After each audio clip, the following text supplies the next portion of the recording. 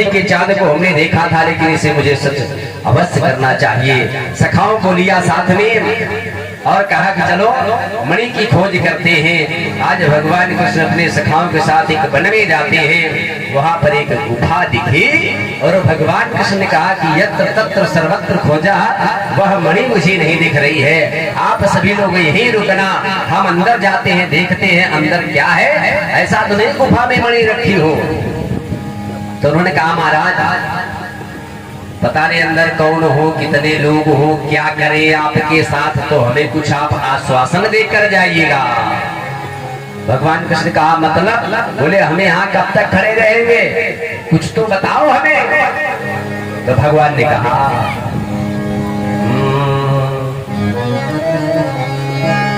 परीक्षे मोही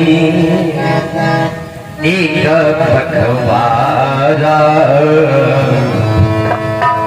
परिखे मोही एक पखवारा, नहीं आया तो चालीस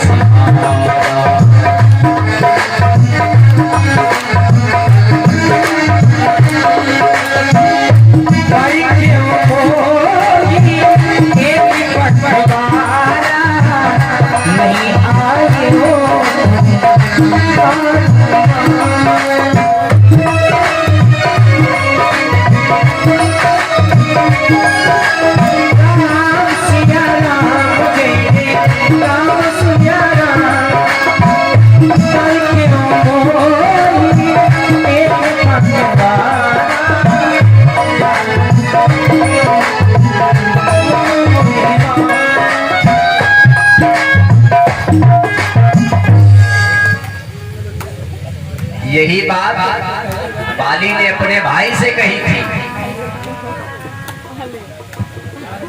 ये क्या भैया कोल्ड स्टोर वाली व्यवस्था है क्या? कल परखना नहीं आयो तो जाने सिवा,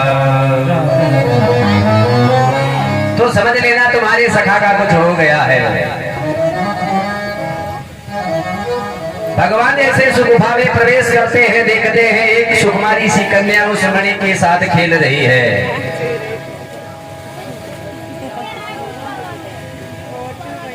भगवान कृष्ण जैसे ही उधर को बढ़ते जाते हैं, वह पुत्री चिल्ला चिल्ला कर रोने लगी। रोती हुई पुत्री को देखकर उसका पिता दौड़ कर आया और भगवान कृष्ण से युद्ध करने लगा।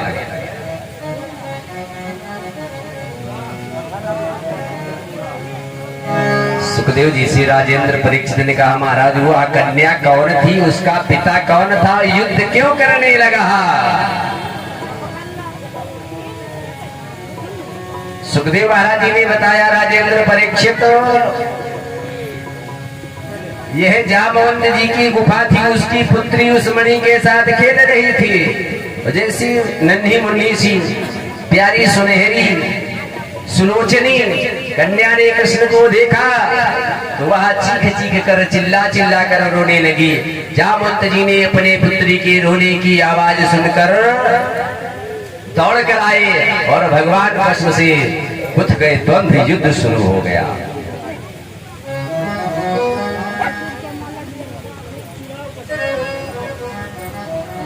का युद्ध 28 दिन तक चला है बिना विश्राम में, कोई विश्राम नहीं रहा। मध्य में 28 दिन तक युद्ध होता रहा। इधर भगवान कृष्ण ने कहा परीखे एक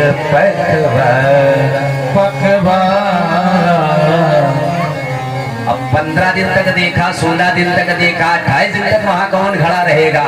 इधर युद्ध चल रहा है और उधर भगवान कृष्ण के सखा घर जाकर बताते हैं।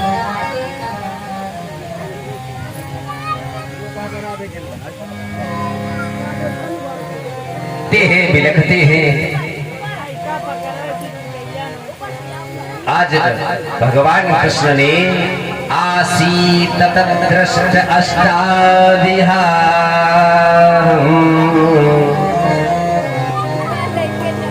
तेरे तरा मुष्टि थी भगवान ने एक मुष्टिक का प्रहार किया। तब वहां रिक्षेश जामवंत जी जान गए और भगवान के चरणों में गिर पड़े, प्रणाम करने लगे। बोले जय राम रमा रमणम समनम।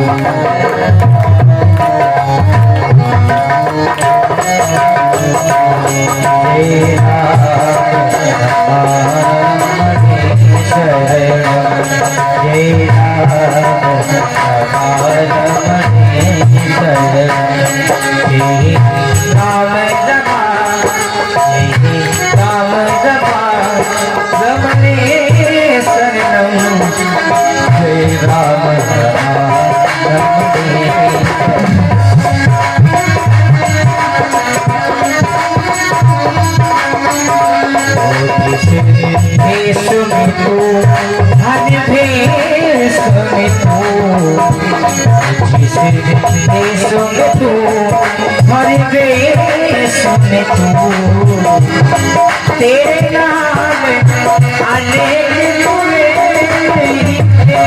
तेरे नाम अनेक हुए।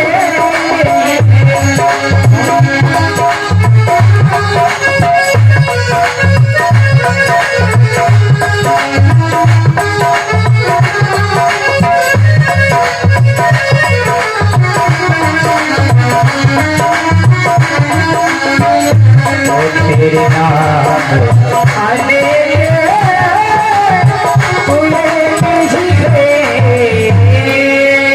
जामवंत जी ने हाथ जोड़कर जैसे कहा जय राम रमा रमणम समनम अवताप भया तुरो पाहि जनम।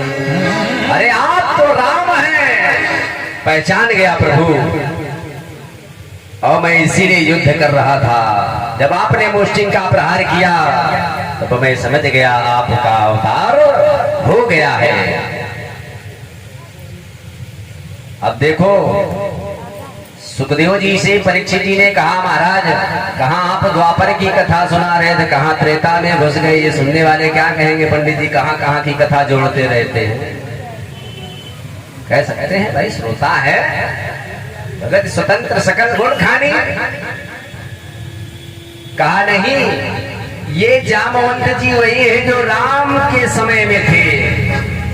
सभी से सभी का युद्ध हुआ, सभी को सभी से लड़ाया गया, सबको मौका दिया गया, लेकिन जामवंत जी को मौका नहीं मिला।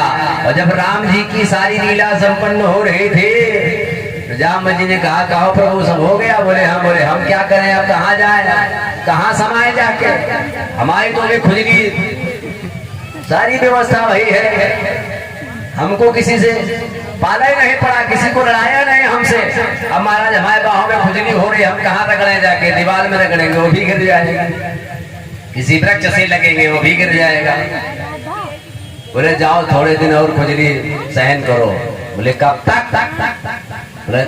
द्वापर में मैं आऊंगा और तुम्हारी खुजली मिटाऊंगा। इसलिए भगवान ने कृष्ण रूप में रिक्षेश जामवंत जी से 18 दिन तक युद्ध किया। आज एक मुष्टिक के प्रहार से जान लिया जामवंत जी ने आप भी राम है, मेरे लिए आज भी आप राम हैं। राम कहो चाहे श्याम कहो बात एक ही है। बस इतना है कि इनके नयन गंभीर है, राम जी मर्यादित रहे और कृष्ण जी चंचलित जीवन जिए हैं। कि इस धरा पर आप आते रहना और हम सभी का जीवन धन्य होता रहेगा। भगवान कृष्ण से पूछा यहाँ क्यों आए थे प्रभु? कन्हैया ने कहा ये तुम्हारी लाडली जिससे खेल रही थी इसका आरोप है हमारे ऊपर। बोले मतलब? बोले सत्राजित नाम के भूप ने अपने भाई के वध और मणि अपहरण का दोष लगाया है। तो बोले हम मणि लेने आए थे। बोले महाराज मणि लेने आए हो, मणि ले जाओगे? बोले लेने आए हैं तो आपकी दया होगी तो जरूर ले जाएंगे। भगवान से कहा जामवंत जी ने मणि ले जाओ, मणि वाली भी छोटू भैया मणि ले जाओ, मणि वाली भी ले जाओ। यहाँ पर जामवंत ने अपनी पुत्री जामवंती का हाथ भगवान कृष्ण के हाथ में दे दिया। अब ये गए थे मणि लेने, साथ में 2 मणि लाए हैं। छोटू भैया कह रहे एक मणि चमकने वाली, एक मणि बढ़ाने वाली, वंश बढ़ाने वाली। सही भाव है छोटू का। एक मणि एक मणि, दोनों को साथ लेकर आए। मणि जैसे सत्राजित को दी, भगवान कृष्ण ने सारी कथा सुनाई। सत्राजित ने कहा बहुत अपराध हुआ मुझसे, आप जैसे महापुरुषों पर हमने उंगली उठाई, लेकिन आपको मालूम कैसे हुआ? अब सत्राजित लगाता है दिमाग, हमने तो केवल अपनी पत्नी को बताया, किसी को बताया नहीं। अब पत्नी ने देखा सुना तो पत्नी का हम तो फलाने को बताई थी, इसके बाद किसी को बताई नहीं। धीरे धीरे वो पूरे गांव में बात फैल गई, कृष्ण के पास पहुंची। कृष्ण ने कहा जब मुझे ज्ञात हुआ तो अगर अपराध किया होता तो मैं स्वीकार कर लेता। अगर आपने अपराध नहीं किया है तो हर क्षण परीक्षण देने के लिए आप तत्पर रहिएगा। चाहे प्राण भले ही जाए, विश्व विजय करके दिखलावे, तब होवे प्रण पूर्ण।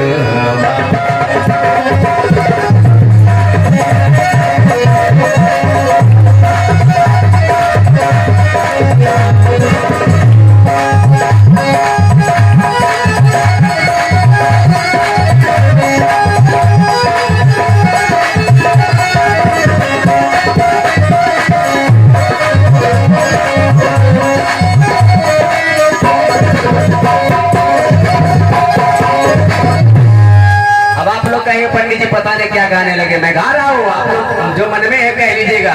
झंडा ऊंचा रहे हवा, कौन सा झंडा? धर्म का, सत्य पथ पर चलने वालों का। उनका जो झंडा होता है वो सदैव ऊंचा रहे, उसके लिए चाहे भले बेदी पर क्यों ना चढ़ना पड़े। भगवान कृष्ण ने कहा ये मणि लीजिए आप। तो सत्राजित की भी एक पुत्री है, हाँ सत्यभामा। अब सत्राजित ने सोचा अगर भगवान कृष्ण से मणि ले लेते हैं, मणि के बदले कुछ नहीं देते, ऐसे ही विदा कर देते हैं तो अपमान होगा। क्योंकि अतिथि देवो भव, मातृ देवो भव, पितृ देवो भव, अतिथि देवो भव। गृहस्थ आश्रम का अपमान होता है अगर इन्हें कुछ नहीं देते हैं। और मणि के अलावा हमारे पास कुछ है नहीं, और मणि इन्हें देते हैं तो मणि ये लाए हैं यही इन्हें वापस कर देंगे, तो इसमें भी कोई अच्छा भाव नहीं बनेगा। इसलिए वहां पर सत्राजित ने अपनी पुत्री सत्यभामा का भी हाथ कृष्ण के हाथ में दे दिया। वहां से ले लेकर आते हैं, घर में भाव रहे वो